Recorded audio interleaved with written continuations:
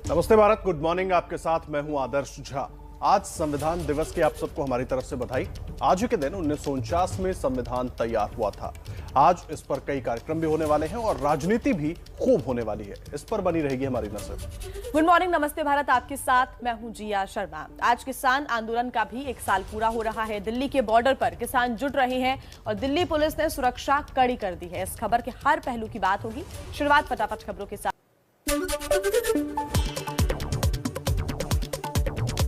संविधान दिवस के मौके पर पीएम मोदी आज 2 कार्यक्रमों में शामिल होंगे। सुबह 11 बजे संसद के सेंट्रल हॉल में संविधान दिवस कार्यक्रम में संबोधन होगा।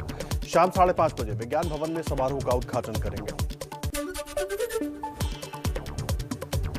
संसद के सेंट्रल हॉल में होने वाले संविधान दिवस कार्यक्रम को राष्ट्रपति, उपराष्ट्रपति, प्रधानमंत्री और लोकसभा अध्यक्ष संबोधित करेंगे। कार्यक्रम में शामिल नहीं होंगी कांग्रेस और आम आदमी पार्टी। मणिपुर में बीजेपी अध्यक्ष जेपी नड्डा संविधान गौरव अभियान की शुरुआत करेंगे। बीजेपी 6 दिसंबर तक देश भर में अभियान चलाएगी। सभी राज्यों के जिला मुख्यालयों में कार्यक्रम आयोजित किए जाएंगे। यूपी में आज से सदस्यता अभियान चलाएगी कांग्रेस। 1 करोड़ नए सदस्य बनाने का लक्ष्य। 15 दिन तक चलेगा सदस्यता अभियान। लखनऊ में आज पूर्व बीजेपी सांसद सावित्रीबाई फुले की संविधान बचाओ रैली। समाजवादी पार्टी के अध्यक्ष अखिलेश यादव शामिल होंगे। फुले ने नई पार्टी बनाई है। दिल्ली विधानसभा का 1 दिवसीय विशेष सत्र आज। कोरोना टीकाकरण प्रमाण पत्र या कोरोना जांच की नेगेटिव रिपोर्ट लानी होगी साथ। जरूरतों के मुताबिक सत्र का समय बढ़ सकता है। कृषि कानूनों के खिलाफ किसान आंदोलन को 1 साल पूरा। दिल्ली के सभी प्रदर्शन स्थलों पर बड़ी संख्या में जुटेंगे किसान, मनाएंगे जश्न। किसानों के बॉर्डर पर जुटने को लेकर दिल्ली पुलिस की बड़ी तैयारी। बैरिकेडिंग के साथ साथ बढ़ाई गई जवानों की तैनाती। आंदोलन के 1 साल पूरा होने पर आज जुट रहे हैं किसान।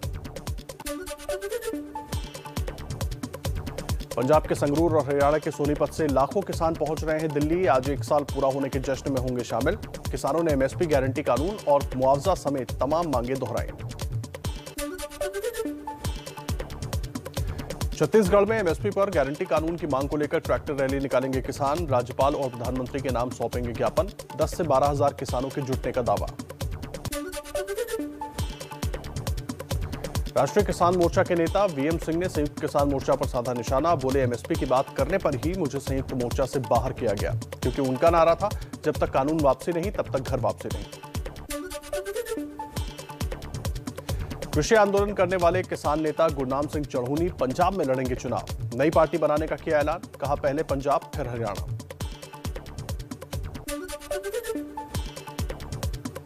शीतकालीन सत्र के पहले दिन 29 नवंबर को राज्यसभा में पेश होगा कृषि कानूनों की वापसी का बिल। राज्यसभा से पारित होने के बाद मंजूरी के लिए लोकसभा भेजा जाएगा। शीतकालीन सत्र में सरकार को घेरने की तैयारी में कांग्रेस। सोनिया गांधी की अगुवाई में पार्टी नेताओं की बैठक। सदन में किसान, एमएसपी और लखीमपुर कांड का मुद्दा उठाएगी कांग्रेस। मल्लिकार्जुन खड़गे ने कहा, टीएमसी से विवाद संसद के बाहर है, संसद में एकजुट होकर मुद्दे उठाएंगे। संघ प्रमुख मोहन भागवत ने फिर उठाई बंटवारे की बात। कहा, विभाजन को खत्म करके ही मिटेगा विभाजन का दर्द। देश का बंटवारा कभी ना मिटने वाली पीड़ा है। और आइए कुछ और अहम खबरों पर अपडेट आपको दे देते हैं फटाफट अंदाज में। उत्तर प्रदेश को मिला दुनिया के चौथे सबसे बड़े एयरपोर्ट का तोहफा। पीएम मोदी ने जेवर में किया नोएडा इंटरनेशनल एयरपोर्ट का शिलान्यास। कहा, पश्चिमी उत्तर प्रदेश के विकास को मिलेगी रफ्तार और रोजगार। जेवर से पीएम मोदी का विपक्ष पर भी निशाना। कहा, पहले की सरकारें सियासी फायदे के लिए सिर्फ घोषणाएं करती थी। ये एयरपोर्ट कई सालों तक खींचतान में उलझा रहा। इंफ्रास्ट्रक्चर हमारे लिए राजनीति नहीं, राष्ट्रनीति है। नोएडा एयरपोर्ट के शिलान्यास कार्यक्रम में बिना नाम लिए सीएम योगी का अखिलेश पर निशाना। कहा, कुछ लोगों ने पश्चिमी यूपी में गन्ने की मिठास को कड़वा किया। जिन्ना के अनुयायियों को उत्तर प्रदेश की जनता सबक सिखाने को तैयार है। लखनऊ की रैली में अखिलेश यादव का पलटवार। कहा, एक तरफ एयरपोर्ट बेच रहे हैं, दूसरी तरफ एयरपोर्ट बना रहे हैं। जब ये बन जाएगा तो इसे भी बेच देंगे। यूपी के कैबिनेट मंत्री महेंद्र सिंह का अखिलेश पर तंज। कहा, नियत साफ हो, एशिया का सबसे बड़ा एयरपोर्ट बन जाता है। नियत खराब हो तो टोटियां भी चुरा ली जाती हैं। 7 दिसंबर को उत्तर प्रदेश में अखिलेश यादव और जयंत चौधरी की साझा रैली। गठबंधन के ऐलान के बाद मेरठ की रैली के मंच पर पहली बार साथ दिखेंगे। गठबंधन के दूसरे नेता भी मौजूद रहेंगे। पीएम मोदी और योगी की साथ वाली वायरल तस्वीर पर रक्षा मंत्री राजनाथ सिंह बोले। पीएम मोदी ने योगी को बोला था कि योगी जी तेज तर्रार बैटिंग करो, पूरी मजबूती से खेलो, विजय निश्चित है। यूपी के जौनपुर में एआईएमआईएम सांसद ओवैसी का भड़काऊ बयान। बोले किसानों की तरह मुसलमान भी सीएए के खिलाफ सड़क पर उतरकर प्रदर्शन करें, किसी हाल में लागू नहीं होने देंगे सीएए और एनआरसी। यूपी सरकार के दर्जा प्राप्त राज्य मंत्री रघुराज सिंह का विवादित बयान। कहा मदरसे से निकलते हैं आतंकवादी, मौका मिला तो सारे मदरसे बंद करा दूंगा। कांग्रेस ने कहा गोडसे किस मदरसे से पढ़ा था। फिरोजपुर में पंजाब के सीएम चरणजीत सिंह चन्नी का विरोध। मंच पर बोलने के लिए खड़े हुए तो ईटीटी अध्यापकों ने मुर्दाबाद के नारे लगाए। काफिले पर भी पथराव हुआ, बिना उद्घाटन किए वहां से वापस लौट गए। कांग्रेस प्रदेश अध्यक्ष सिद्धू ने पंजाब में अपनी ही पार्टी के सीएम चन्नी को दी धमकी। कहा ड्रग्स और बेअदबी मामले की रिपोर्ट सार्वजनिक नहीं होगी तो करूंगा भूख हड़ताल। पंजाब में आम आदमी पार्टी को एक और झटका। रायकोट से विधायक जगतार जग्गा कांग्रेस में शामिल हुए। आम आदमी पार्टी के आधा से ज्यादा विधायक पार्टी बदल चुके हैं। होशियारपुर में अकाली दल के अध्यक्ष सुखबीर सिंह बादल का सीएम चन्नी पर बड़ा आरोप। कहा भाई मनमोहन सिंह को लुधियाना सिटी सेंटर घोटाले में बचाने के लिए मेरे पास आते थे, पैर भी पकड़ते थे। पंजाब के पूर्व सीएम कैप्टन अमरिंदर सिंह को बड़ा झटका। पटियाला के मेयर संजीव शर्मा नहीं हासिल कर सके विश्वास मत, पद से हटाए गए। पक्ष में पड़े थे 25 वोट। कैप्टन बोले धोखे से सस्पेंड किया गया। पारिया की कितनी भयंकर समस्या है। मसोड़े बहुत फूले हुए हैं, ठंडा गर्म पानी लगता है। आप 15 मिनट से लेकर के 20-25 मिनट, आधा घंटा तक कपालभाति प्राणायाम करें और साथ में अनुलोम विलोम प्राणायाम भी आप 10 से 15 मिनट जरूर कर लें। आपकी दांतों की समस्याओं से आपको समाधान मिलेगा। दांत और आंत दोनों एक साथ होंगी ठीक कपालभाति से। और साथ ही में जो है आपको पारिया की समस्या है तो कपालभाति के साथ अनुलोम विलोम भी करना। उससे आपके मसोड़ों के जो सेल हैं और वो उससे स्ट्रांग होंगे। और जब ब्रश करते समय आपका जो मसोड़ा ऊपर नीचे होने लग जाता है, दांतों को छोड़ देता है, तो जो है आपकी गम्स को स्ट्रांग बनाने के लिए, आपके दांतों को स्ट्रांग बनाने के लिए कपालभाति और अनुलोम विलोम ये दोनों तो आपको करने ही होंगे। इसमें भी कपालभाति आपको ज़्यादा करना पड़ेगा। कपालभाति के बाद आप अनुलोम विलोम भी करें। दांतों की समस्या के लिए योग के अलावा आयुर्वेद और एक्यूप्रेशर क्या कर सकते हैं आपकी मदद।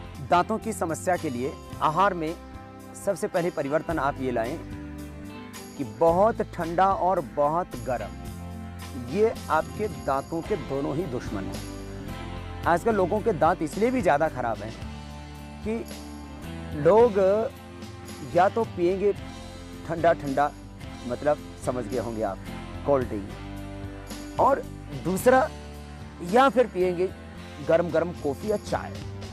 बॉडी टेम्परेचर का खाना आपके स्वास्थ्य के लिए उपयुक्त है और वह दांतों का के लिए भी बहुत ज़रूरी है। तो आप ज़्यादा गर्म ज़्यादा ठंडा इसको करें अवॉइड।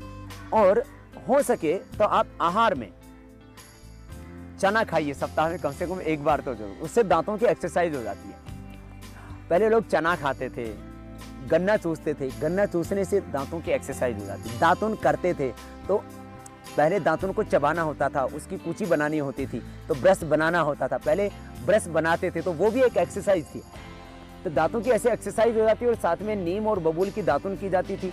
तो उससे क्या होता था कि नीम का जो कीटनाशक जो गुण है और बबूल का जो मसूरों को पोषण देने का जो गुण है, और पारिया के में भी दोनों ज़बरदस्त लाभप्रद होते हैं। तो आप सप्ताह में एक ही बार से ही यदि आपके संपर्क हैं गांव के लोगों से, या आप अपने जो है जिनसे आप लोग साग सब्जियां खरीद सकते हैं उनको आप जो बोल देते हैं, यदि तो जिनसे साग सब्जी खरीदते हैं वो लोग आपको दातुन भी प्रोवाइड कर सकते हैं। तो आप वीक में कम से कम एक बार तो जरूर जो है नीम की या बबूल की दातुन कीजिए आप, इससे दांतों की पूरी एक्सरसाइज होगी। तो चना चबा करके, गन्ना चबा करके या दातुन चबा करके आप दांतों की एक्सरसाइज कर सकते हैं। और यदि आपको ये सब मौके नहीं मिलते तो आप कभी कभी एक बार जरूर ऐसे इस तरह से एक्सरसाइज ही कर लीजिए आप, ये भी आपके लिए अच्छा है। और यदि आप शौच के वक्त लैट्रिन जाते समय आप दांतों को दबा करके बैठते हैं, इससे कई फायदे होते हैं। एक तो आपको कॉन्स्टिपेशन से छुटकारा मिलता है और दूसरा दांतों की आपकी एक्सरसाइज भी हो जाती है।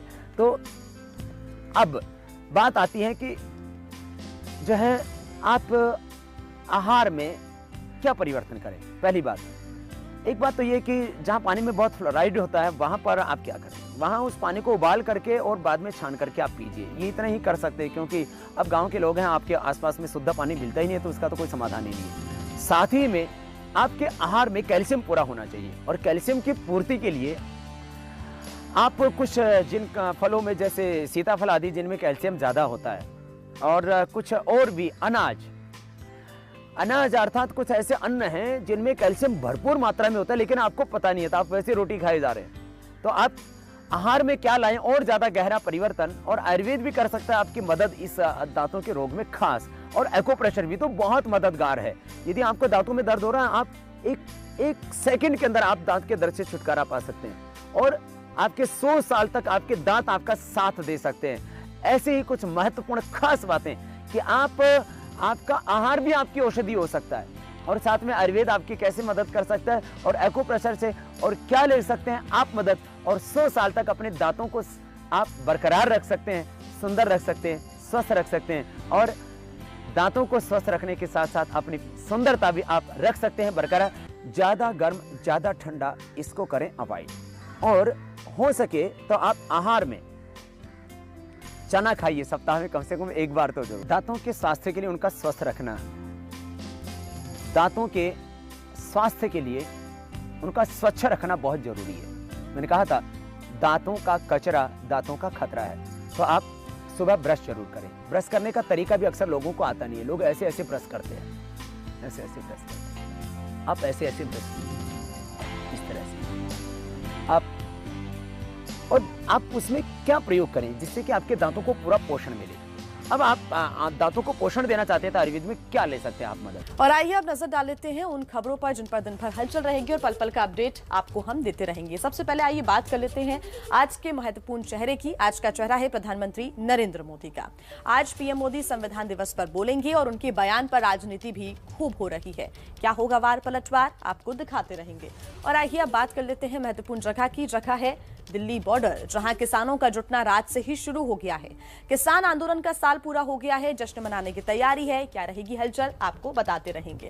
अब बात कर लेते हैं आज के अहम वक्त की। सुबह 11 बजे का वक्त अहम इसलिए जब अपने संविधान निर्माताओं का सम्मान होगा, इसलिए 11 बजे का वक्त महत्वपूर्ण है। और आज संसद में सुबह 11 बजे कार्यक्रम भी रखा गया है, जिसमें राष्ट्रपति, उपराष्ट्रपति और पीएम भी शामिल होंगे। हालांकि कार्यक्रम में कांग्रेस और आम आदमी पार्टी के सांसद शामिल नहीं होंगे।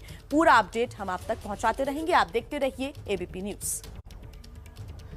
तो देखिए, जिया ने आपको बताया आज खबरों में क्या खास रहने जा रहा है। दिन भर आपको एबीपी न्यूज पर इन तमाम खबरों का अपडेट मिलता रहेगा। बात किसान आंदोलन की कर लेते हैं, क्योंकि साल भर पूरा होने के मौके पर एक बार फिर किसान दिल्ली बॉर्डर पर जमा हो गए हैं। किसान संगठन कृषि कानूनों को वापस लेने के बाद भी आंदोलन खत्म करने को तैयार नहीं है।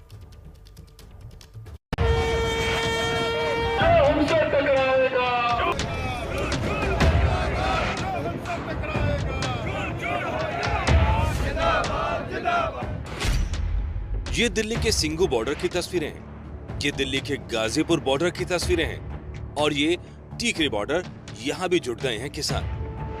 दिल्ली के बॉर्डर पर किसानों का जुटना रात में ही शुरू हो गया था। कृषि कानून वापस होने के बाद भी किसानों ने बॉर्डर नहीं छोड़े। अब मांग एमएसपी यानी न्यूनतम मूल्य गारंटी कानून लागू करने की है।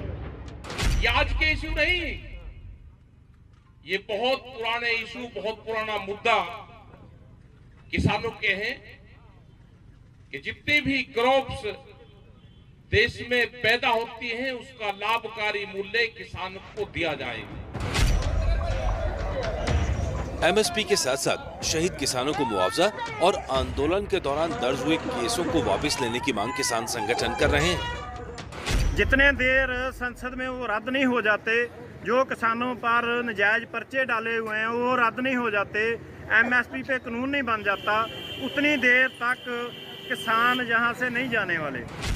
सिर्फ इतना ही नहीं, बॉर्डर पर जमा होने वाले किसानों की अगली रणनीति की पहली कड़ी है 29 तारीख से शीतकालीन सत्र के दौरान दिल्ली में रोज ट्रैक्टर यात्रा निकालना। किसान आंदोलन को दिल्ली से हटाकर राज्यों तक ले जाने की रणनीति पर भी काम कर रहे हैं। छत्तीसगढ़ में भी एमएसपी पर गारंटी कानून की मांग को लेकर किसान ट्रैक्टर रैली निकालेंगे और प्रधानमंत्री के नाम ज्ञापन सौंपेंगे।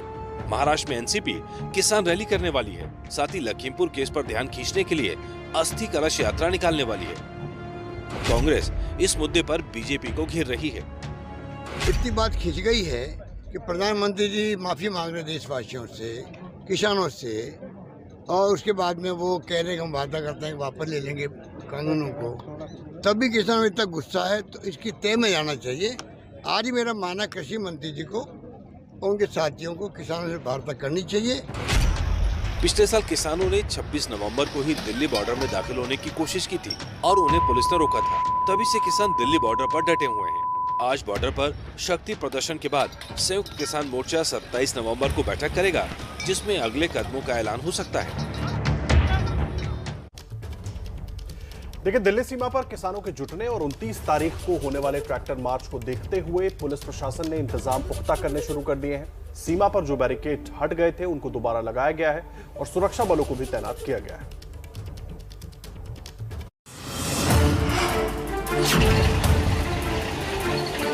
फिर लौट आए हैं बैरिकेड, फिर रोक दिए गए हैं रास्ते। किसानों के जुटने पर आशंका के चलते दिल्ली पुलिस ने सावधानी बरतते हुए बॉर्डर पर सुरक्षा बढ़ा दी है। किसान आंदोलन का दिल्ली के सीमा पर पहुंचे 1 साल पूरा हो रहा है 26 नवंबर को, और 26 नवंबर को बड़ी संख्या में किसान संगठनों ने अपने जो उनके संगठन से जुड़े हुए लोग हैं उनको एक बार फिर से दिल्ली की सीमा पर आने को कहा है, और उसको लेकर के अब प्रशासन भी चौकन्ना नजर आ रहा है। अगर हम पिछले कुछ दिनों की तुलना में बात करें तो यहाँ पर जो जवानों की संख्या थी काफी कम कर दी गई थी, लेकिन अब एक बार फिर से ये संख्या बढ़ाई गई है। किसान आंदोलन का साल पूरा होने पर किसान तीनों बॉर्डरों पर जुटे हैं। पंजाब, हरियाणा और यूपी से किसान बॉर्डर पर जीत का जश्न मनाएंगे। टीकरी बॉर्डर पर तो किसान महापंचायत भी करने वाले हैं। ऐसे में पुलिस किसी तरह का खतरा मोल नहीं लेना चाहती। उनके कॉल के ऊपर हम अपनी नज़र बनाए हुए हैं और उसमें लोगों की समागम या जो भी भीड़ क्या इकट्ठा हो रही है उसके ऊपर भी हम अपनी नज़र रखे हुए हैं। और कानून व्यवस्था को बनाए रखना ये हमारा प्रधान कर्तव्य है, और किसी भी परिस्थिति में कोई भी व्यक्ति या कोई भी गुट को कानून को अपने हाथ में लेने नहीं देने के लिए हमारी पुलिस की जो भी उचित व्यवस्था और इंतजाम रखना पड़ता है वो तमाम इंतजाम किया गया है। पुलिस किसान नेताओं से बातचीत भी कर चुकी है। किसानों का सिर्फ बॉर्डर पर जुटने का कार्यक्रम है। आगे के एजेंडे के लिए कल किसान संयुक्त मोर्चा बैठक भी करने वाला है। 29 नवंबर से किसान रोज 50 ट्रैक्टरों के दिल्ली मार्च का ऐलान कर चुके हैं, जिसके बाद सुरक्षा एजेंसियां पिछले अनुभव को देखते हुए सुरक्षा में कोई कमी नहीं करना चाहती। किसान आंदोलन के दौरान 26 जनवरी को किसानों के ट्रैक्टर मार्च के दौरान हिंसा हुई थी। लाल किले में तोड़फोड़ भी की गई थी, जिसके बाद पुलिस ने बॉर्डर पर कीलें तक लगवा दी थी। विवाद बढ़ने पर बॉर्डर से कीलें हटाई गईं, बैरिकेड भी कम किए गए। अब एक बार फिर से बैरिकेड लगाए जा रहे हैं। हालांकि अभी बैरिकेडों की तादाद पहले से कम है। ऐसे में देश की नजरें आज दिल्ली के बॉर्डर की हर हलचल पर लगी हैं। बड़ी खबर इस वक्त आपको बता दें, दक्षिण अफ्रीका में मिला है कोरोना का नया वेरिएंट। बेहद तेजी से फैलने वाला वेरिएंट 2 और देशों में पहुंच चुका है, जिसके बाद अब भारत सरकार भी सावधान हो गई है। भारत सरकार ने अलर्ट जारी कर दिया है। हांगकांग और दक्षिण अफ्रीका से आने वाले यात्रियों की जांच होगी। इजराइल और ब्रिटेन ने दक्षिण अफ्रीका से आने वाले यात्रियों पर रोक लगा दी है। हालांकि भारत में भी अब इसको लेकर सावधानियां बरती जा रही है। जो भी दक्षिण अफ्रीका, इजराइल से आ रहा है उनकी जांच की जाएगी।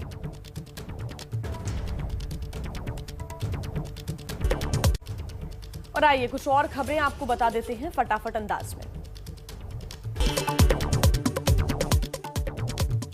कानपुर टेस्ट का पहला दिन भारत के नाम, 4 विकेट खोकर बनाए 258 रन। खराब रोशनी के चलते जल्दी खत्म हुआ मैच। अय्यर, शुभमन गिल और जडेजा ने जड़े अर्धशतक। भारतीय कप्तान अजिंक्य रहाणे ने 63 गेंदों पर 35 रन ही बनाए, तो वहीं टिम साउथी ने पुजारा को 26 रन पर आउट किया। ट्विटर पर कप्तान रहाणे से नाराज हुए फैंस। रोहित शर्मा, विराट कोहली जैसे बड़े खिलाड़ियों के बिना मैदान पर उतरी थी टीम इंडिया। फिर भी पहले दिन इंडिया का प्रदर्शन शानदार रहा। दूसरे टेस्ट में कप्तान होंगे कोहली। मैच के दूसरे दिन श्रेयस अय्यर पर रहेगी सबकी नजर। अय्यर ने टेस्ट करियर के पहले ही दिन 75 रन बनाए हैं, तो वहीं अय्यर के सामने शिखर धवन का रिकॉर्ड तोड़ने की चुनौती भी होगी।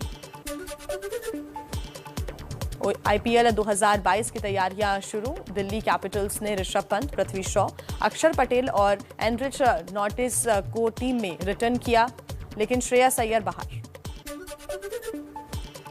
फ्रांस से शरण लेने के लिए ब्रिटेन जाने वाले का सिलसिला फिलहाल जारी। बेहतर भविष्य और रोजगार की तलाश में देश छोड़ने को मजबूर हैं लोग। बुधवार को नाव पलटने से 27 शरणार्थियों की मौत हो गई थी। इंग्लिश चैनल नाव हादसे पर फ्रांस और ब्रिटेन पुलिस के बीच आरोप प्रत्यारोप।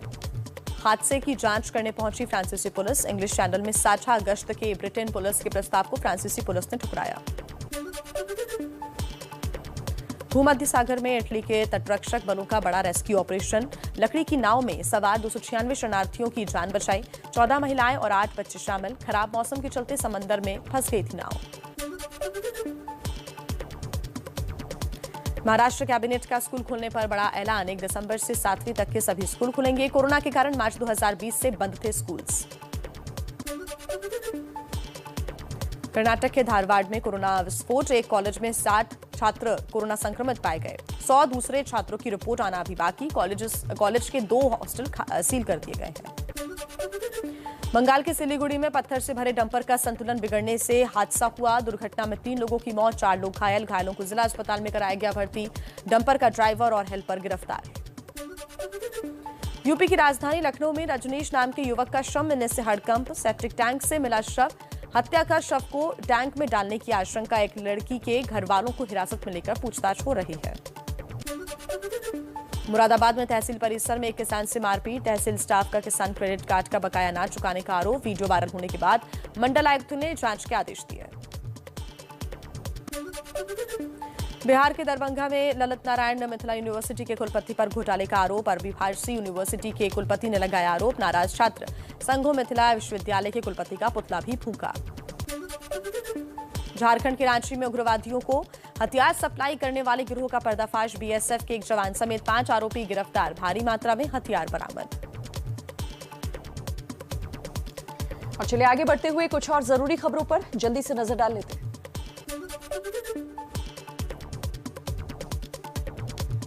मुंबई में 100 करोड़ की वसूली केस में पूर्व पुलिस कमिश्नर परमबीर सिंह आज चांदीवाल कमीशन के सामने पेश हो सकते हैं। कल क्राइम ब्रांच ने करीब 7 घंटे तक पूछताछ की थी। एबीपी न्यूज से बोले परमबीर सिंह, मुझ पर लगे आरोप झूठे। कोर्ट के आदेश के बाद जांच में सहयोग कर रहा हूं। मुझे न्यायपालिका पर पूरा भरोसा है। नवाब मलिक का ऐलान 9 दिसंबर तक वानखेड़े और उनके परिवार के खिलाफ कोई टिप्पणी नहीं करेंगे। वानखेड़े ने मलिक पर मानहानि का केस किया है, जिसकी सुनवाई में मलिक के वकील ने यह हलफनामा दिया है। दिल्ली पुलिस कमिश्नर राकेश अस्थाना की नियुक्ति रद्द करने की मांग वाली याचिका पर सुप्रीम कोर्ट में सुनवाई। वकील प्रशांत भूषण ने दाखिल की है याचिका। तस्करी के जरिए चीन को लौह अयस्क भेजने के आरोप पर सुप्रीम कोर्ट में आज फिर सुनवाई। कोर्ट ने कल सुनवाई के दौरान बिना तैयारी की याचिका दाखिल करने पर मनोहर लाल शर्मा को फटकार लगाई। गुजरात में कोरोना से मरने वालों के परिजनों को मुआवजा लेने में हो रही दिक्कत पर सुप्रीम कोर्ट नाराज। कहा जल्द से जल्द मुआवजा देना शुरू करें, नहीं तो लीगल सर्विस अथॉरिटी को जिम्मा सौंपेंगे। आज फिर सुनवाई। देश में सुधर रहा है जेंडर रेशियो। पहली बार 1000 पुरुषों पर महिलाओं की संख्या 1020 हुई। नेशनल फैमिली हेल्थ सर्वे 5 की रिपोर्ट से हुआ है खुलासा। मुंबई के 26/11 आतंकी हमले की 13वीं बरसी आज। कमिश्नर ऑफिस में दी जाएगी शहीद पुलिसकर्मियों को श्रद्धांजलि। मुंबई हमले में 18 सुरक्षाकर्मियों समेत 166 लोगों की जान गई थी। कृषि कानूनों के खिलाफ किसान आंदोलन को 1 साल हुआ पूरा। दिल्ली के सभी प्रदर्शन स्थलों पर बड़ी संख्या में जुटेंगे किसान, मनाएंगे जश्न। किसानों के बॉर्डर पर जुटने को लेकर दिल्ली पुलिस की बड़ी तैयारी। बैरिकेडिंग के साथ बढ़ाई गई जवानों की तैनाती। आंदोलन के 1 साल पूरा होने पर आज जुट रहे हैं किसान। पंजाब के संगरूर और हरियाणा के सोनीपत से लाखों किसान पहुंच रहे हैं दिल्ली। आज 1 साल पूरा होने के जश्न में शामिल होंगे। किसानों ने एमएसपी गारंटी कानून और मुआवजा समेत तमाम मांगों को दोहराया। राष्ट्रीय किसान मोर्चा के नेता वीएम सिंह ने संयुक्त किसान मोर्चा पर निशाना साधा। बोले एमएसपी की बात करने पर ही मुझे संयुक्त मोर्चा से बाहर किया गया, क्योंकि उनका नारा था जब तक कानून वापसी नहीं तब तक घर वापसी नहीं। छत्तीसगढ़ में एमएसपी पर गारंटी कानून की मांग को लेकर ट्रैक्टर रैली निकालेंगे किसान। राज्यपाल और प्रधानमंत्री के नाम सौंपेंगे ज्ञापन। 10 से 12 हजार किसानों के जुटने का दावा। कृषि आंदोलन करने वाले किसान नेता गुरनाम सिंह चढ़ूनी पंजाब में चुनाव लड़ेंगे। नई पार्टी बनाने का ऐलान किया। कहा, पहले पंजाब फिर हरियाणा।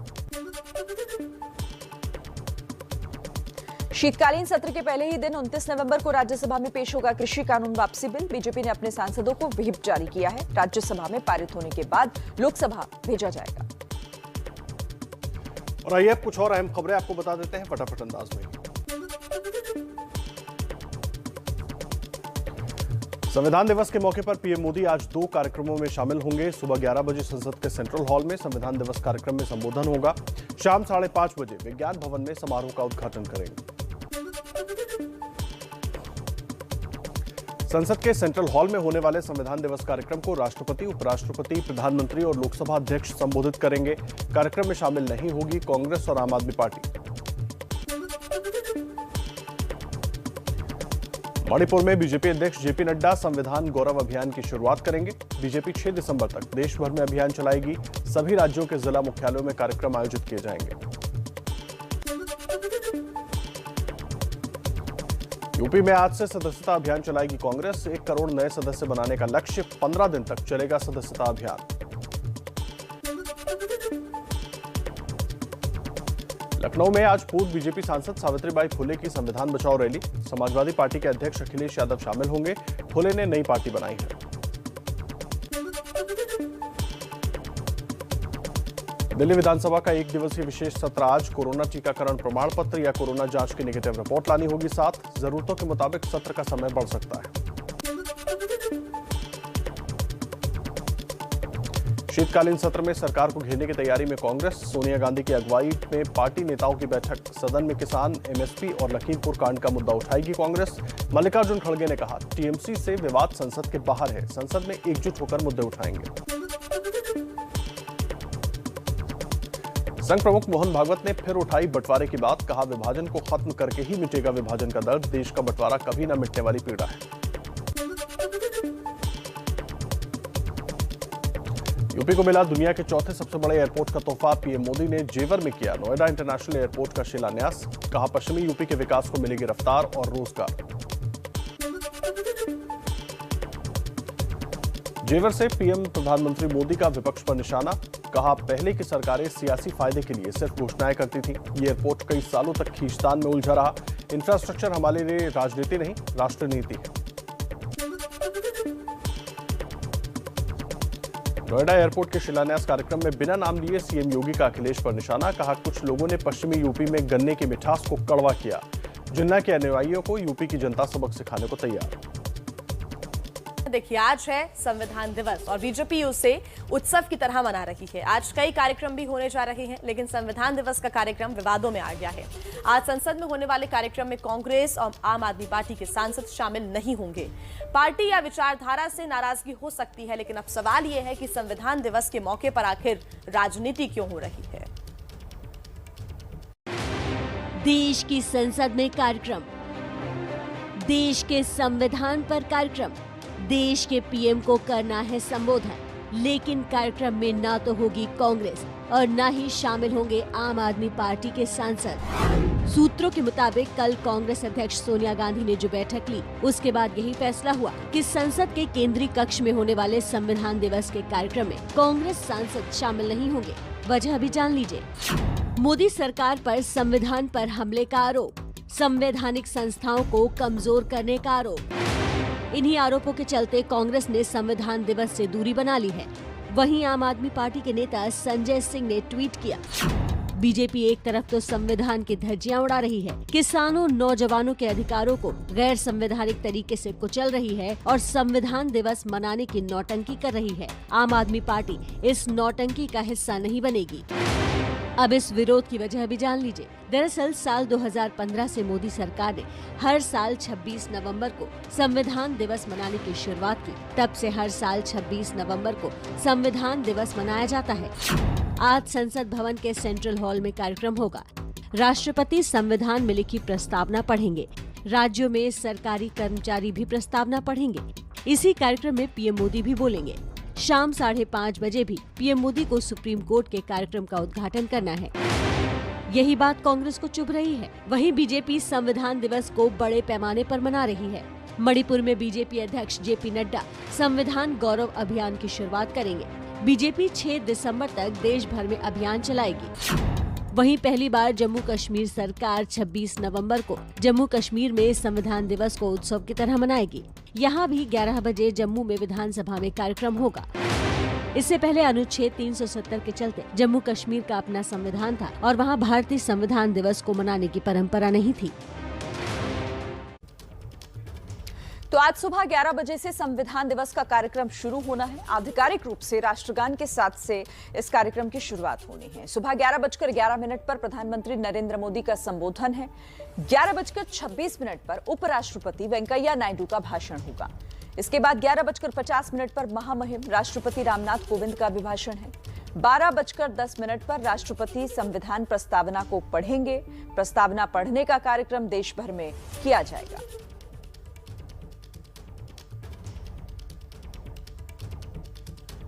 तो देश में संविधान 26 जनवरी को लागू हुआ, लेकिन 26 नवंबर को देश संविधान दिवस मनाता है। 26 नवंबर को हर साल संविधान दिवस मनाया जाता है और ये परंपरा साल 2015 से शुरू हुई।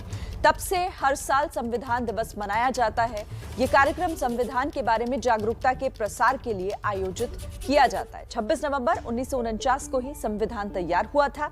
आज ही संविधान सभा में संविधान को मंजूरी दी थी। 26 जनवरी 1950 को संविधान लागू हुआ था।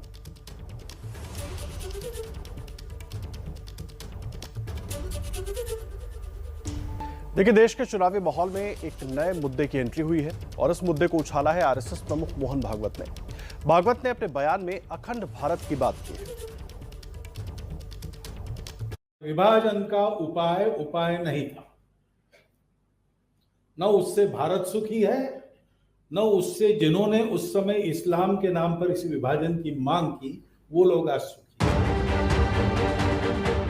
आरएसएस प्रमुख मोहन भागवत का ये बयान देश में संसद से लेकर सड़क तक चर्चा का विषय बना हुआ है। अपने भाषण के दौरान भागवत ने न सिर्फ विभाजन पर सवाल खड़े किए, बल्कि ये भी कहा कि विभाजन की वेदना तभी मिटेगी जब ये विभाजन निरस्त होगा। विभाजन, मातृभूमि का विभाजन, देश का विभाजन, ये न मिटने वाली वेदना है। उसका निराश तभी होगा जब ये विभाजन निरस्त होगा। कृष्णानंद सागर की पुस्तक विभाजनकालीन भारत की साक्षी पुस्तक के विमोचन पर बोलते हुए ये बातें कही गई। इशारों में नेहरू गांधी पर हमला करते हुए भागवत ये भी बोल गए कि अगर तब के नेता नहीं झुके होते तो आज अखंड भारत होता। आप अगर कल्पना करते एक क्षण भर कि पाकिस्तान की मांग को हमने ठुकरा दिया होगा, अंग्रेज तो जाने ही वाले थे। हम अगर कहते कि आपको जाना है जाओ, तो क्या होता, लेकिन ये विश्वास नहीं है और इसलिए झुकते चले गए। अंत में शांति की आशा में विभाजन को स्वीकार किया। संघ के मुखिया मोहन भागवत नोएडा पहुंचे तो थे पुस्तक के विमोचन के लिए, लेकिन चुनावी माहौल में अखंड भारत की चर्चा ने नया चुनावी मुद्दा खड़ा कर दिया है। अपने पैर पर कुल्हाड़ी मार ली। जो मुंबई में आतंकी हमले के बाद जिंदा पकड़ा गया था, उसके मोबाइल फोन से देश पर हुए सबसे बड़े आतंकी हमले के बहुत सारे राज निकल सकते थे। उन लोगों का पता लग सकता था जिन्होंने भारत में उनकी मदद की थी। परमबीर सिंह ने महाराष्ट्र के गृह मंत्री अनिल देशमुख पर 100 करोड़ महीने की वसूली का आरोप लगाया था। इस आरोप के चलते न सिर्फ देशमुख की गद्दी गई, बल्कि वो जेल भी पहुंच गए। एनसीपी इस बात से बेहद नाराज है। खुद परमबीर सिंह पर वसूली के आरोप है। अब नए आरोपों ने परमबीर सिंह की मुश्किलें और बढ़ा दी हैं। अगर आपने भी कोरोना से डरना छोड़ दिया है तो सावधान हो जाइए। दक्षिण अफ्रीका में मिला कोरोना का नया वेरिएंट है, जिसके बाद भारत सरकार भी सावधान हो गई है। बड़ा सवाल यही है कि इस नए वेरिएंट पर पुरानी वैक्सीन क्या काम करेगी। दहशत में है दुनिया और अब डर है भारत में भी। ये ज्यादा खतरनाक इसलिए है क्योंकि दक्षिण अफ्रीका का नया वेरिएंट तेजी से युवाओं में फैल रहा है। दरअसल दक्षिण अफ्रीका में तेजी से फैलते नए केसों की जांच में इस नए वेरिएंट का खुलासा हुआ। नए वेरिएंट को B11 529 का नाम दिया गया है। दक्षिण अफ्रीका के यात्रियों से होता हुआ ये वायरस बोत्सवाना और हांगकांग तक पहुंच गया है। भारत में भी सरकार पहले हरकत में आ गई है। राज्यों को दक्षिण अफ्रीका, हांगकांग से आने वाले यात्रियों की कड़ी जांच और स्क्रीनिंग के आदेश दिए गए। यूरोप समेत दुनिया के कई देश डेल्टा वेरिएंट की मार पहले ही झेल रहे हैं और ऐसे में एक नया वायरस दुनिया के लिए मुसीबत बढ़ाएगा।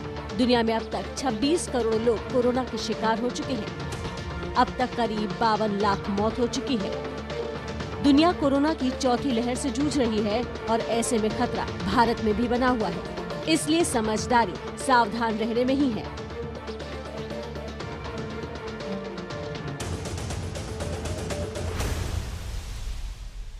और आइए आपको बताते हैं आज कौन कौन सी वो खबरें हैं जिन पर दिन भर हमारी नजर बनी रहेगी, यानी कि खबरों में आज क्या खास रहने वाला है। तो सबसे पहले हम बात करेंगे एक चेहरे की, प्रधानमंत्री नरेंद्र मोदी का वो चेहरा। आज पीएम मोदी संविधान दिवस पर बोलेंगे। उनके बयान पर राजनीति भी खूब होगी।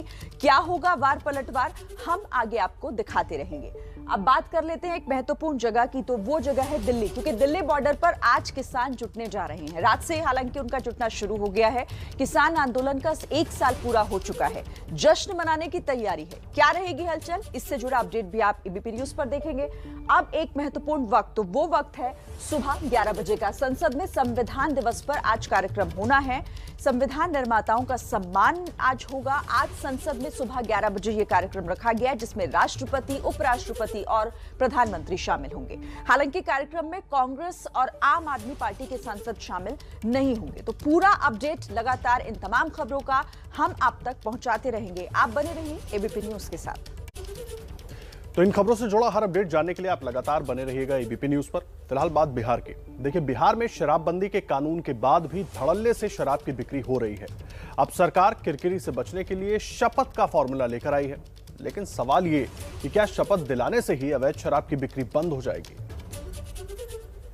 शराबबंदी जिसको लागू किया गया 16 से और 15 में महिलाओं की जो मांग थी, हम लोगों ने वचन दिया, लागू किया, सर्वसम्मति से पारित हुआ। शराबबंदी में भी बिक रही शराब, अवैध शराब से हो रही है मौत। नीतीश सरकार की जमकर हुई किरकिरी तो अब निकाला शपथ से इज्जत बचाने का फॉर्मूला। आज पूरे बिहार में शराब ना पीने की शपथ दिलाई जाएगी।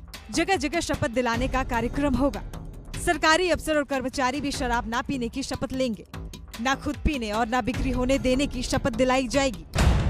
पहले भी ऐसे ही शपथ के कार्यक्रम हो चुके हैं, लेकिन ऐसे कार्यक्रमों से ना तो शराब बिकनी रुकी है, ना ही जहरीली शराब से होने वाली मौत। वहीं नीतीश सरकार को आईना खुद अपने सहयोगी दिखा रहे हैं। बेगूसराय से बीजेपी विधायक कुंदन कुमार ने शराबबंदी को नाकाम बताया है। शराबबंदी के ऊपर एक बार समीक्षा होनी चाहिए। जो मैं सुनता हूँ, अखबार में पढ़ता हूँ, क्लास के बच्चे, 11वें 12वें क्लास के बच्चे करियर बने हुए हैं, उनके किताब के बैग में दारू होम डिलीवरी किया जा रहा है। तो बहुत दुख होता है। यह पीढ़ी हमारे समाज को कहां लेके जाएगा। राज्य में पहली बार 5 अप्रैल 2016 को शराबबंदी पर नोटिफिकेशन जारी किया गया था। शराबबंदी कानून में दोषी पाए जाने पर उम्र कैद या 10 लाख का जुर्माना था। 2016 से शराबबंदी कानून लागू है। अब तक 9 बार समीक्षा बैठक भी की जा चुकी है। बावजूद इसके बिहार में शराब अब भी बिक रही है। ऐसे में सवाल तो बनता है कि क्या सिर्फ शपथ के दिखावे से शराब बंद हो जाएगी? और बिहार के बाद बात कर लेते हैं उत्तर प्रदेश की, जहां विधानसभा चुनाव तो हालांकि कुछ महीने बाद है। जुबानी जंग लेकिन चुनावी मौसम में अपने चरम पर है। जिन्ना से लेकर पाकिस्तान और विकास से लेकर किसान तक सभी मुद्दों पर सियासत पुरजोर तरीके से हो रही है। और इसी सियासी उठक पटक में ओवैसी ने नए मुद्दे यानी कि नागरिकता कानून की एंट्री करवा दी है। किसानों के पास जाकर अगर किसी ने कहने की हिम्मत क्यों नहीं की कि सुप्रीम कोर्ट ने तो सस्पेंशन में कर दिया था ना किसान के कानून को, उनसे कहना था कि खामोश हो जाओ। अरे यहाँ तो कानून बन चुका है पार्लियामेंट में। मैं आसाम में देख चुका हूँ क्या हो रहा है। हम कैसे खामोश बैठेंगे? हम खामोश नहीं बैठ सकते। मौका यूपी चुनाव का है। मैदान में पहली बार ताल ठोक रहे हैं ओवैसी, इसलिए सबसे विवादित मुद्दे उठाकर खुद को मुसलमानों का मसीहा साबित करने में लगे हैं। और हमने कहा कि जिस तरह किसानों के कानून को वापस ले लिया गया, CAA के कानून को भी वापस लेना चाहिए। तो सबके पेट में दर्द शुरू हो गया, सबके पेट में दर्द शुरू हो गया। अरे राकेश, जब CAA NPR NRC आएगा तो हमारे को परेशानी होगी, तुमको परेशानी नहीं होगी। जौनपुर रैली में ओवैसी ने योगी सरकार पर निशाना साधा, कहा कि योगी धर्म की राजनीति कर रहे हैं, तो इस पर किसान नेता राकेश टिकैत भड़क गए। बेलगाम नात वाला सांड जो आपने छोड़ दिया, बीजेपी की मदद करता घूम रहा है, उसको यहीं बांध कर रखो। वो देश में सबसे बड़ी बीजेपी की मदद करता है, उसको यहां से बाहर मत जाने दो। वो बोलता कुछ और है, उसका मकसद कुछ और है। राकेश टिकैत के बयान की वजह यह है कि बीजेपी और ओवैसी दोनों ही धर्म से जुड़े मुद्दे उठा रहे हैं, जिससे ध्रुवीकरण होने के आसार है। कल ही जेवर एयरपोर्ट के उद्घाटन समारोह में सीएम योगी ने जिन्ना के बहाने अखिलेश पर निशाना साधा, तो अखिलेश ने पलटवार भी किया। गन्ने की मिठास को कुछ लोगों ने कड़वाहट में बदल करके यहां पर दंगों की एक जो श्रृंखला खड़ी की थी, आज ये देश के अंदर एक नया द्वंद्व बना है कि देश गन्ने की मिठास को एक नई उड़ान देगा या जिन्ना के अनुयायियों से फिर दंगा करवाने की शरारत करवाएगा। यही बीजेपी का नारा था कि हवाई चप्पल पहनने वाला हवाई जहाज पर बैठेगा। हवाई जहाज भी बेच दिए, हवाई जहाज जहां खड़े होते हैं वो एयरपोर्ट भी बेच दिया, और जो हवाई जहाज के गणित समझेगा वो सोचेगा क्या गणित है हवाई जहाज का। जितने भी एयरपोर्ट बने हैं सब घाटे में हैं। दिल्ली का एयरपोर्ट कई हजार करोड़ में घाटे में है। कुल जमा ये कि यूपी चुनाव से पहले सभी पार्टियां अपने वोटरों को लुभाने की कोशिश में हैं। अब देखना है कि आखिरकार चुनाव में किसके दावे में दम नजर आता है।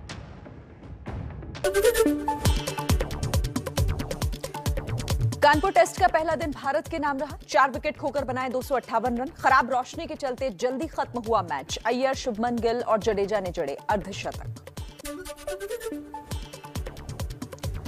भारतीय कप्तान अजिंक्य रहाणे ने 63 गेंदों पर 35 रन ही बनाए। वहीं टिम साउथी ने पुजारा को 26 रनों पर आउट किया। ट्विटर पर कप्तान रहाणे से नाराज हुए फैंस।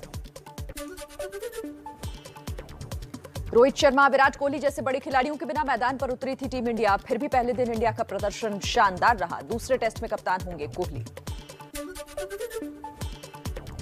मैच के दूसरे दिन श्रेयस अय्यर पर रहेगी सभी की निगाहें। अय्यर ने टेस्ट कैरियर के पहले ही दिन 75 रन बनाए हैं, तो वहीं अय्यर के सामने शिखर धवन का रिकॉर्ड तोड़ने की चुनौती भी होगी।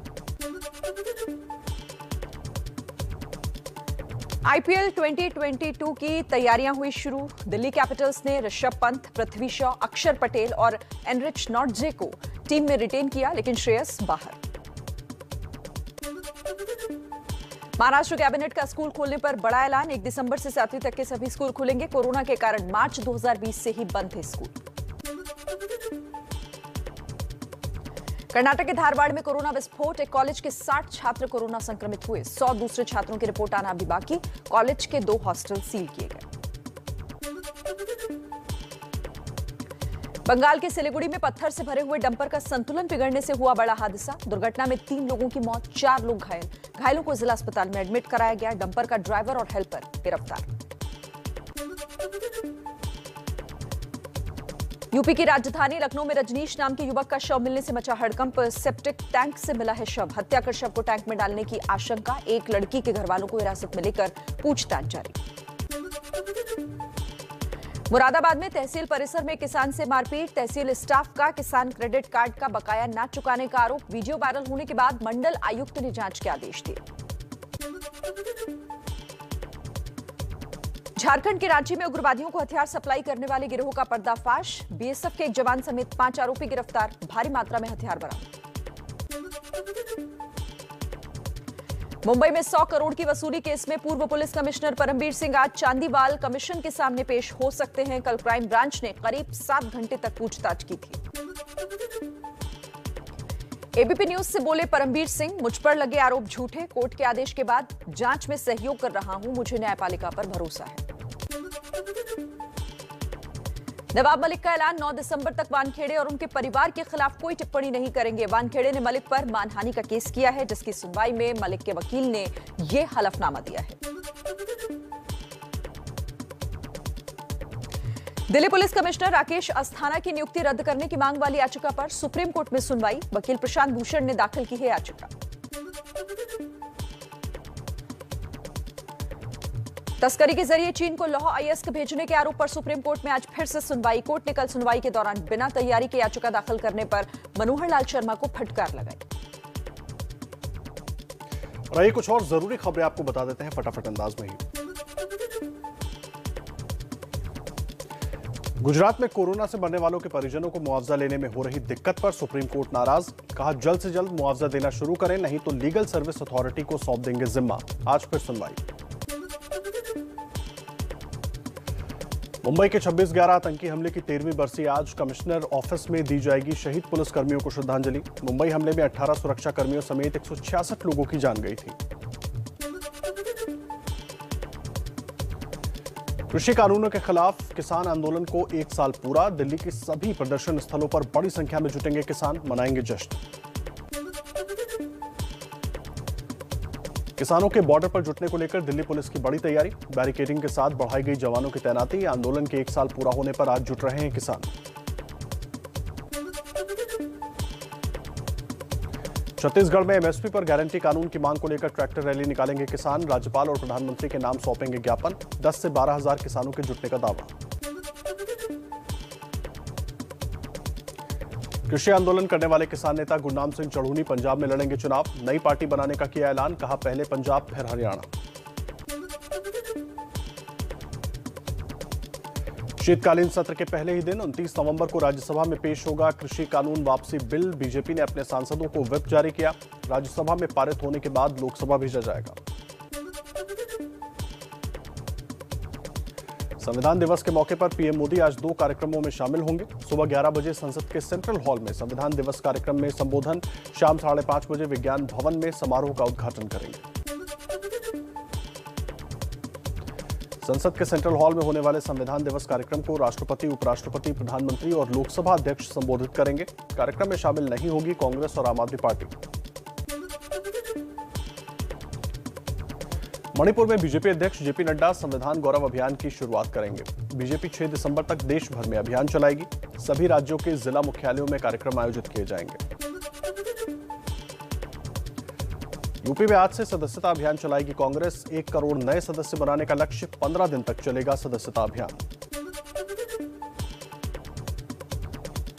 लखनऊ में आज पूर्व बीजेपी सांसद सावित्रीबाई फुले की संविधान बचाओ रैली, समाजवादी पार्टी के अध्यक्ष अखिलेश यादव शामिल होंगे। फुले ने नई पार्टी बनाई है। दिल्ली विधानसभा का 1 दिवसीय विशेष सत्र आज, कोरोना टीकाकरण प्रमाण पत्र या कोरोना जांच की नेगेटिव रिपोर्ट लानी होगी साथ। जरूरतों के मुताबिक सत्र का समय बढ़ सकता है। और आइए कुछ और खबरों का रुख कर लेते हैं फटाफट अंदाज में।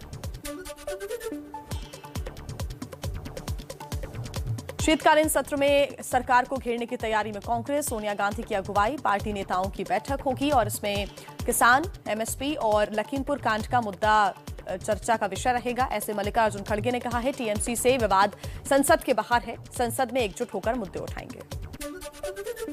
संघ प्रमुख मोहन भागवत ने फिर उठाई बंटवारे की बात, कहा विभाजन को खत्म करके ही मिटेगा विभाजन का दर्द, देश का बंटवारा कभी ना मिटने वाली पीड़ा है। यूपी को मिला दुनिया के चौथे सबसे बड़े एयरपोर्ट की सौगात, पीएम मोदी ने जेवर में किया नोएडा इंटरनेशनल एयरपोर्ट का शिलान्यास, कहा पश्चिमी उत्तर प्रदेश के विकास को मिलेगी रफ्तार और रोजगार।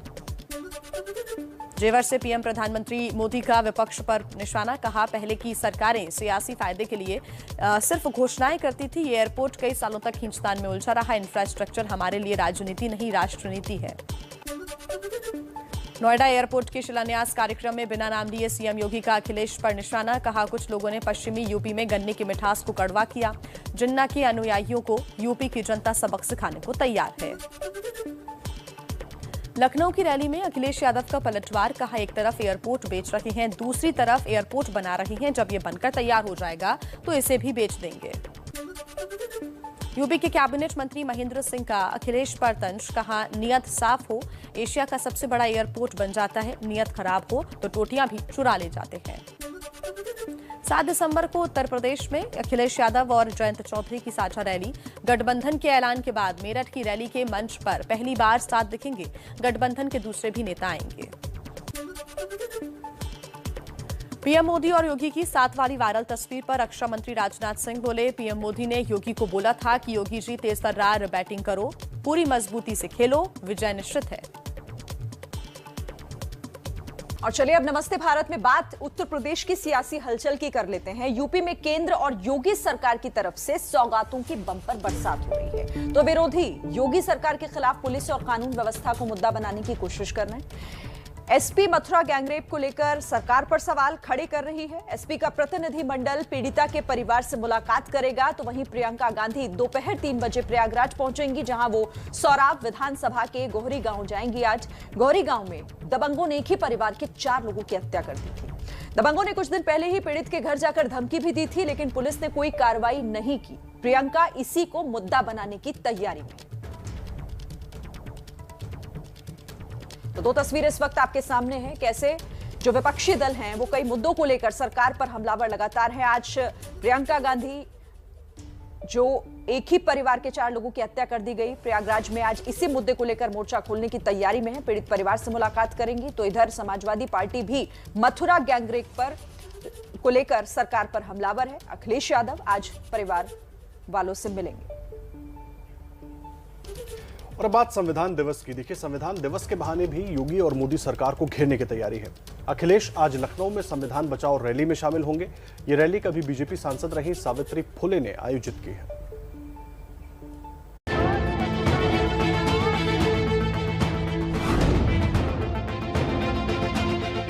माहौल चुनावी है,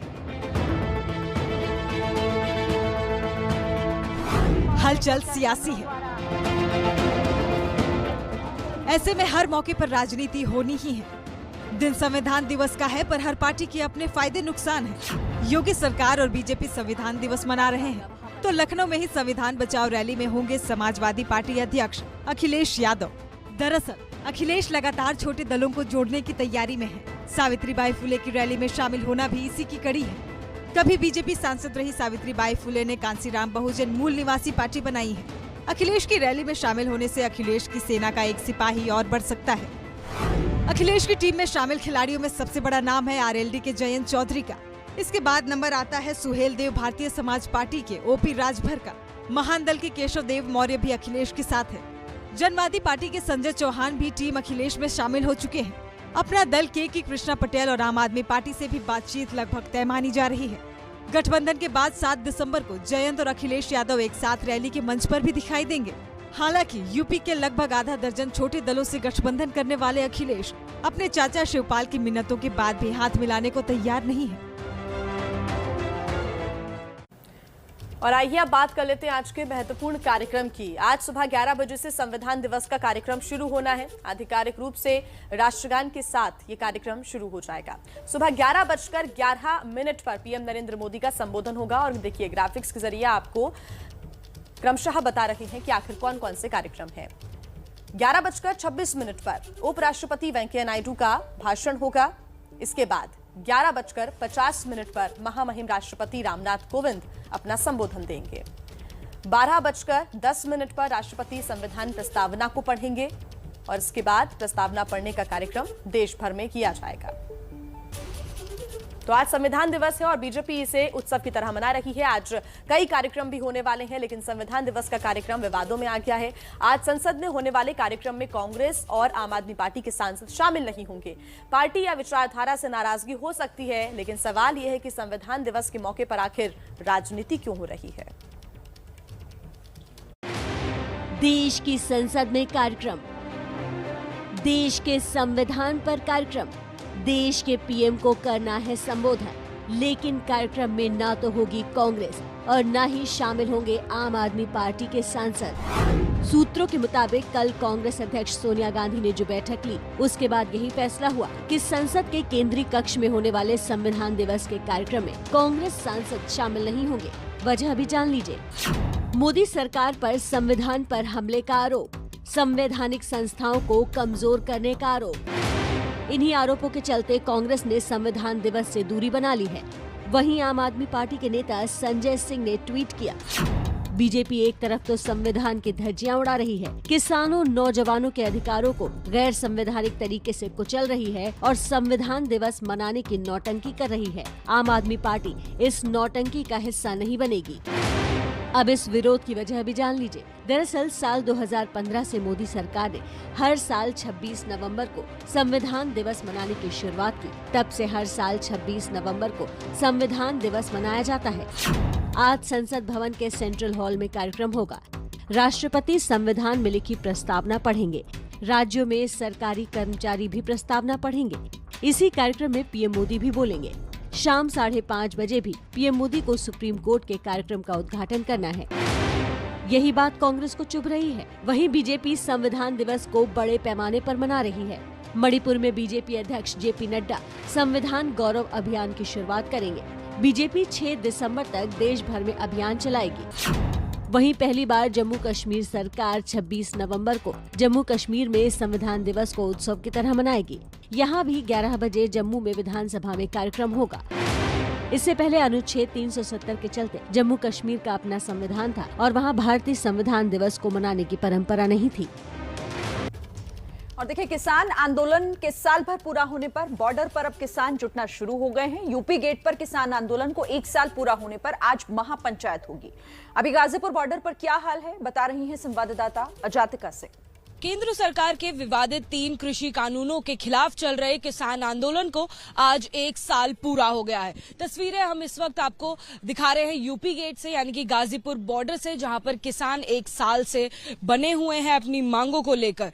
आपको बताएं कि आज जो है यूपी गेट पर महापंचायत का आयोजन होगा। किसान नेता राकेश टिकैत ने सोशल मीडिया पर एक पोस्टर के जरिए किसानों से आंदोलन स्थल पर आने की अपील की थी। तस्वीरों में आप राकेश टिकैत को भी देखेंगे, साथ ही तमाम किसान नेता भी यहाँ पर आपको दिखाई देंगे।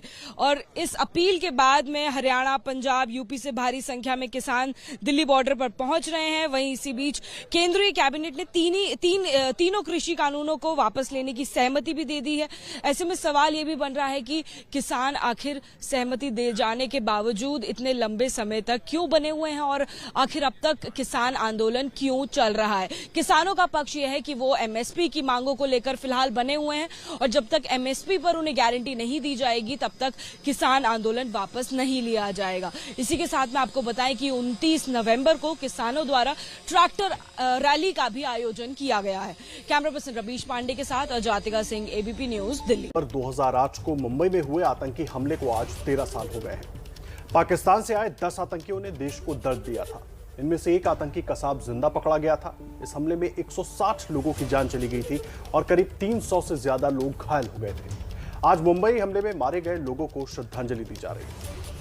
26/11/2008 मुंबई और देश के इतिहास में एक ऐसा काला दिन जिसे शायद ही कोई भूल पाया हो।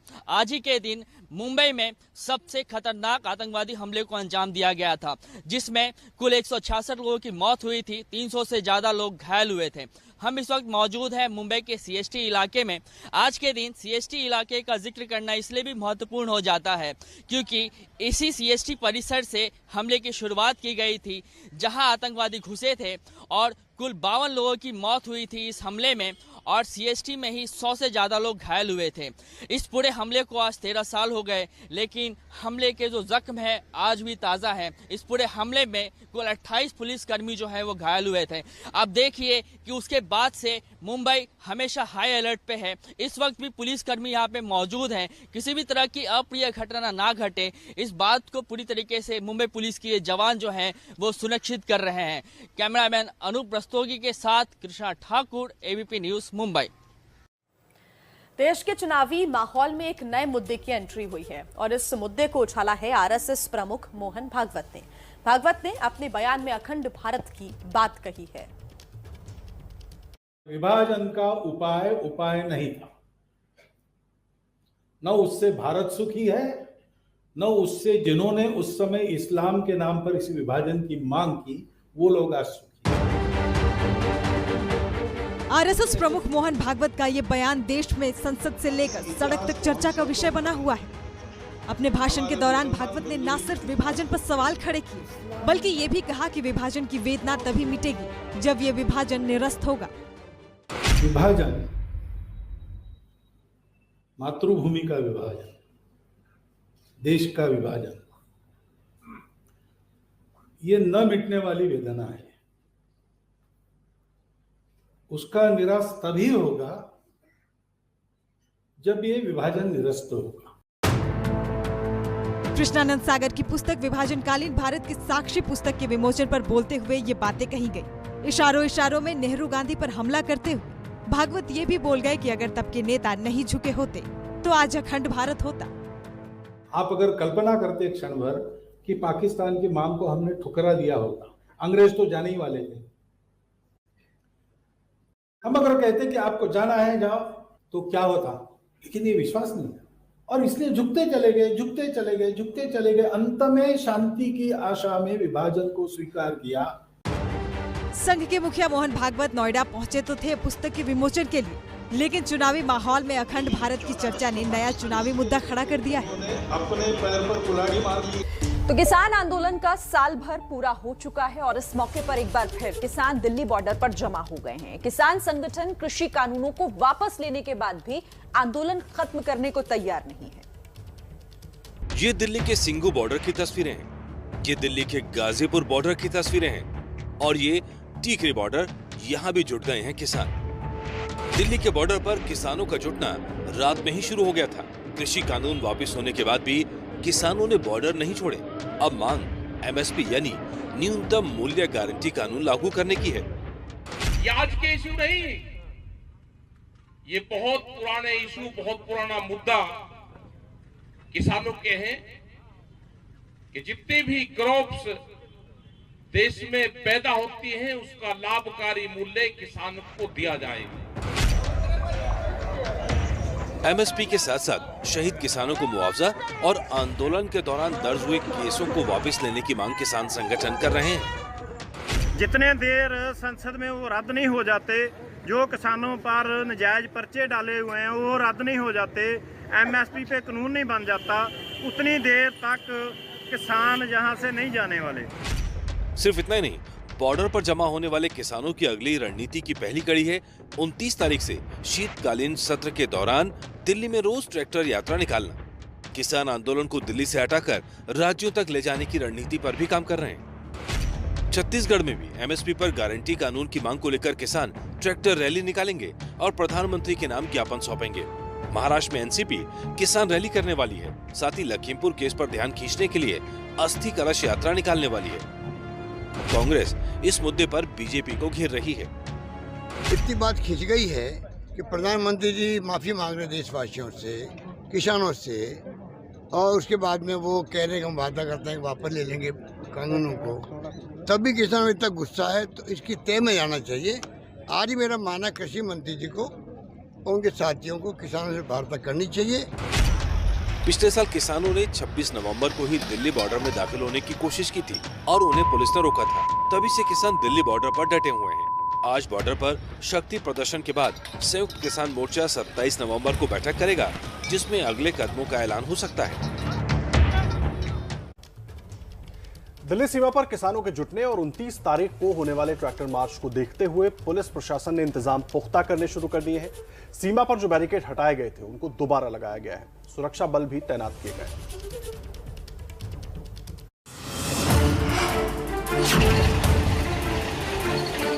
फिर लौट आए हैं बैरिकेड, फिर रोक दिए गए हैं रास्ते। किसानों के जुटने पर आशंका के चलते दिल्ली पुलिस ने सावधानी बरतते हुए बॉर्डर पर सुरक्षा बढ़ा दी है। किसान आंदोलन का दिल्ली के सीमा पर पहुंचे 1 साल पूरा हो रहा है 26 नवंबर को, और 26 नवंबर को बड़ी संख्या में किसान संगठनों ने अपने जो उनके संगठन से जुड़े हुए लोग हैं उनको एक बार फिर से दिल्ली की सीमा पर आने को कहा है और उसको लेकर के अब प्रशासन भी चौकन्ना नजर आ रहा है। अगर हम पिछले कुछ दिनों की तुलना में बात करें तो यहाँ पर जो जवानों की संख्या थी काफी कम कर दी गई थी, लेकिन अब एक बार फिर से ये संख्या बढ़ाई गई है। किसान आंदोलन का साल पूरा होने पर किसान तीनों बॉर्डरों पर जुटे हैं। पंजाब, हरियाणा और यूपी से किसान बॉर्डर पर जीत का जश्न मनाएंगे। टीकरी बॉर्डर पर तो किसान महापंचायत भी करने वाले हैं। ऐसे में पुलिस किसी तरह का खतरा मोल नहीं लेना चाहती।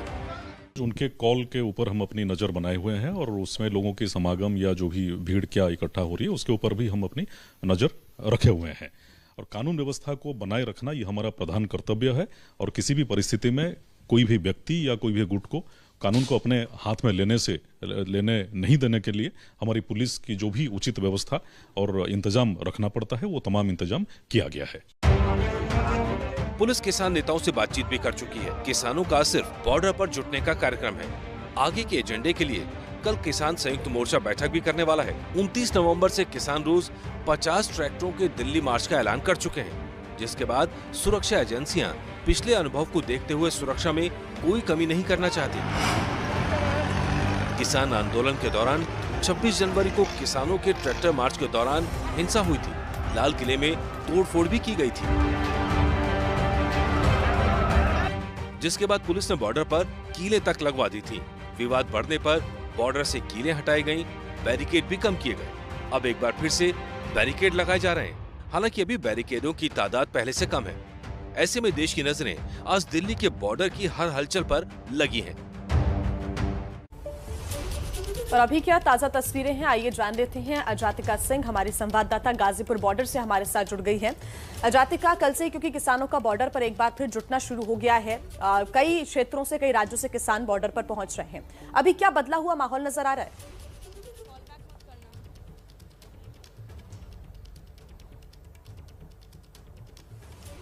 अजातिका, आपको आवाज आ रही है?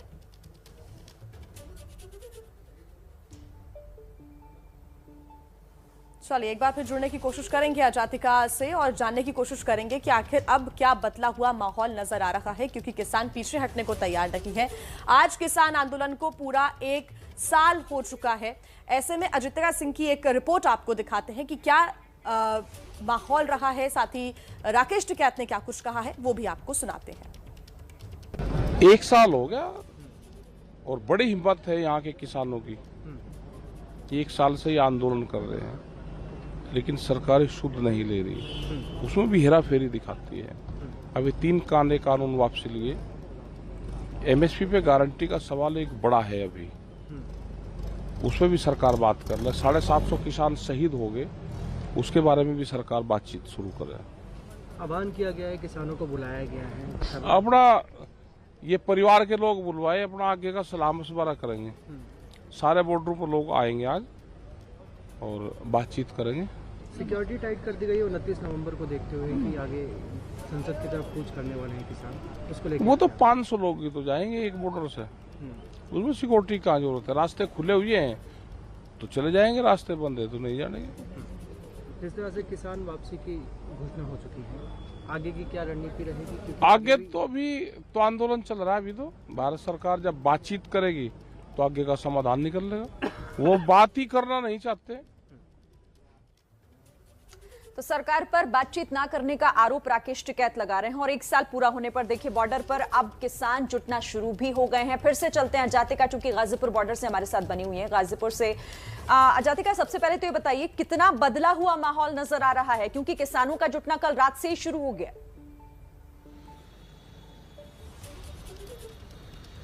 जी बिल्कुल, देखिए जिस तरीके से किसान कुछ महीनों पहले किसान आंदोलन में जब भी राकेश टिकैत उनको बुलाते हैं, अपील करते हैं, आह्वान करते हैं, तब से बड़ी संख्या में किसान जुटना शुरू हो जाते हैं। रात से ही किसानों का जुटना शुरू हो गया था। 29 नवंबर को किसानों द्वारा जो ट्रैक्टर रैली है वो भी आयोजित की जा सकती है, लिहाजा दिल्ली पुलिस की भी हमें पुख्ता तैयारियां दिखाई दे रही हैं। आप देखेंगे मेरे पीछे आपको कुछ यहाँ पर कंटेनर्स दिखाई देंगे, ये लोहे के। इसी के साथ में इन कंटेनर्स का इस्तेमाल कहाँ हो रहा है वो हम आपको सबसे पहले कैमरा पैन करके दिखा देते हैं। ये जो तस्वीरें हैं ये दिल्ली मेरठ एक्सप्रेसवे यानी कि नेशनल हाईवे 24 NH24 की हैं। आप देखेंगे केवल एक लेन से यहाँ पर गाड़ियां फिलहाल निकल पा रही हैं, क्योंकि बाकी लेन्स पर करीबन 4 लेन पर जो लोहे के कंटेनर्स हैं उनको रख दिया गया है, साथ ही साथ जो कंक्रीट के बैरिकेड्स हैं उनको लगा दिया गया है। आमतौर पर जो बैरिकेड्स हैं दिल्ली पुलिस के जो साधारण बैरिकेड्स होते हैं उनका इस्तेमाल किया जाता है, लेकिन करीबन 15 दिन पहले ही गाजीपुर से कीलें हटाई गई थी, गाजीपुर से बड़े बड़े तार हटाए गए थे। तो कहीं ना कहीं एक संदेश ये भी गया था कि अब जो है किसी तरीके का खतरा नहीं है और ऐसे में कहीं भी किसानों को लेकर और दिल्ली पुलिस को लेकर अब कहीं ना कहीं उस तरीके की तस्वीरें नहीं हैं। लेकिन फिर से 15 दिन बाद ही तस्वीर वही उमड़कर आ रही है कि फिर से हमें ये बैरिकेड्स देखने को मिल रहे हैं, यानी कि दिल्ली की तरफ जाने वाला जो रास्ता है वो पूरी तरीके से अब ब्लॉक किया जा सकता है, क्योंकि 29 नवंबर को ट्रैक्टर रैली का आयोजन किसानों की तरफ से हो सकता है। हालांकि इसकी पुष्टि अभी पूरी तरीके से नहीं की गई है, इशारों में राकेश टिकैत बात कर रहे हैं, लेकिन पुलिस अपनी तरफ से पूरी तरीके से तैयार रहना चाहती है। जितने बैरिकेड्स लगा दिए गए हैं उसके अलावा इस तरफ आप देखेंगे मेरी दाईं तरफ और बैरिकेड्स का भी इंतजाम किया गया है, जो कि लोहे के बैरिकेड्स हैं और पूरा रास्ता ब्लॉक आसानी से करने में सक्षम है। जी अजातिका, आप नजर बनाकर रखिए, लगातार अपडेट अपने दर्शकों तक पहुंचाते रहेंगे। अजातिका हमारे सहयोगी गाजीपुर बॉर्डर पर मौजूद हैं, किस तरह से माहौल बदला है, सुरक्षा के क्या इंतजाम किए गए हैं, उसकी पूरी जानकारी दे रही थी और उससे जुड़ा हर अपडेट हम आप तक पहुंचाते रहेंगे, क्योंकि आज किसान और बड़ी संख्या में बॉर्डर्स पर जुटेंगे। अगली खबर का रुख करते हैं। देखिए, यूपी में विधानसभा चुनाव तो कुछ महीने बाद है। चुनावी मौसम में जुबानी जंग अपने चरम पर अभी से है। जिन्ना से लेकर पाकिस्तान और विकास से लेकर किसान तक सभी मुद्दों पर सियासत पुरजोर है। इसी सियासी उठापटक में ओवैसी ने नए मुद्दे यानी नागरिकता कानून की भी एंट्री करवा दी। किसानों के पास जाकर अगर किसी ने कहने की हिम्मत क्यों नहीं की कि सुप्रीम कोर्ट ने तो सस्पेंशन में कर दिया था ना किसान के कानून को, उनसे कहना था कि खामोश हो जाओ। अरे यहां तो कानून बन चुका है पार्लियामेंट में। मैं आसाम में देख चुका हूं क्या हो रहा है। हम कैसे खामोश बैठेंगे? हम खामोश नहीं बैठ सकते। मौका यूपी चुनाव का है। मैदान में पहली बार ताल ठोक रहे हैं ओवैसी, इसलिए सबसे विवादित मुद्दे उठाकर खुद को मुसलमानों का मसीहा साबित करने में लगे हैं। और हमने कहा कि जिस तरह किसानों के कानून को वापस ले लिया गया, CAA के कानून को भी वापस लेना चाहिए। तो सबके पेट में दर्द शुरू हो गया, सबके पेट में दर्द शुरू हो गया। अरे राकेश, जब CAA NPR NRC आएगा तो हमारे को परेशानी होगी, तुमको परेशानी नहीं होगी। जौनपुर रैली में ओवैसी ने योगी सरकार पर निशाना साधा, कहा कि योगी धर्म की राजनीति कर रहे हैं। तो इस पर किसान नेता राकेश टिकैत भड़क गए। बेलगाम नात वाला सांड जो आपने छोड़ दिया, बीजेपी की मदद करता घूम रहा है, उसको यहीं बांध कर रखो। वो देश में सबसे बड़ी बीजेपी की मदद करता है, उसको यहां से बाहर मत जाने दो। वो बोलता कुछ और है, उसका मकसद कुछ और है।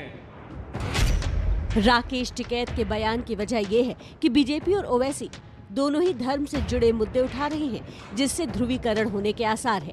कल ही जेवर एयरपोर्ट के उद्घाटन समारोह में सीएम योगी ने जिन्ना के बहाने अखिलेश पर निशाना साधा, तो अखिलेश ने पलटवार भी किया। गन्ने की मिठास को कुछ लोगों ने कड़वाहट में बदल करके यहां पर दंगों की एक जो श्रृंखला खड़ी की थी, आज ये देश के अंदर एक नया द्वंद्व बना है कि देश गन्ने की मिठास को एक नई उड़ान देगा या जिन्ना के अनुयायियों से फिर दंगा करवाने की शरारत करवाएगा। यही बीजेपी का नारा था कि हवाई चप्पल पहनने वाला हवाई जहाज पर बैठेगा। हवाई जहाज भी बेच दिए, हवाई जहाज जहां खड़े होते हैं वो एयरपोर्ट भी बेच दिया। और जो हवाई जहाज के गणित समझेगा वो सोचेगा क्या गणित है हवाई जहाज का। जितने भी एयरपोर्ट बने हैं सब घाटे में हैं। दिल्ली का एयरपोर्ट कई हजार करोड़ में घाटे में है। कुल जमा ये कि यूपी चुनाव से पहले सभी पार्टियां अपने वोटरों को लुभाने की कोशिश में हैं। अब देखना है कि आखिरकार चुनाव में किसके दावे में दम नजर आता है। और आइए अब आपको सावधान करने वाली खबर बताते हैं। अगर आपने भी कोरोना से डरना छोड़ दिया है तो सावधान हो जाइए। दक्षिण अफ्रीका में मिला है कोरोना का नया वेरिएंट, जिसके बाद भारत सरकार भी सावधान हो गई है। बड़ा सवाल यह है कि इस नए वेरिएंट पर पुरानी वैक्सीन काम करेगी। और अब डर है भारत में भी। ये ज्यादा खतरनाक इसलिए है क्योंकि दक्षिण अफ्रीका का नया वेरिएंट तेजी से युवाओं में फैल रहा है। दरअसल दक्षिण अफ्रीका में तेजी से फैलते नए केसों की जांच में इस नए वेरिएंट का खुलासा हुआ। खुद दक्षिण अफ्रीका के स्वास्थ्य मंत्री ने आकर इसकी जानकारी दी। Initially, it looked like it was just some cluster outbreaks, maybe gatherings and so on. Some of these were attributed also to some university campuses like TUT area in the Tshwane metro. But from yesterday, indication came from our scientist colleagues. They were observing what looked like a new variant.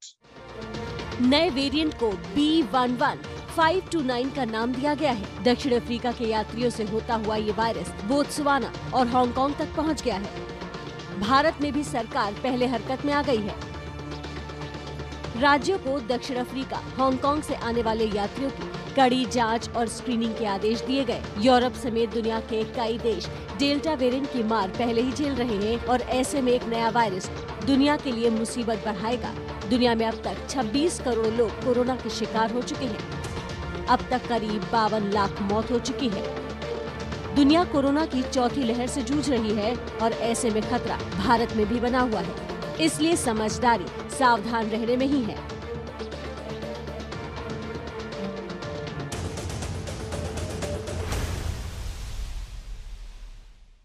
और फिलहाल नमस्ते भारत के आज के सफर में इतना ही। कल फिर होगी आपसे मुलाकात। आगे देखिए खबर 9 बजे।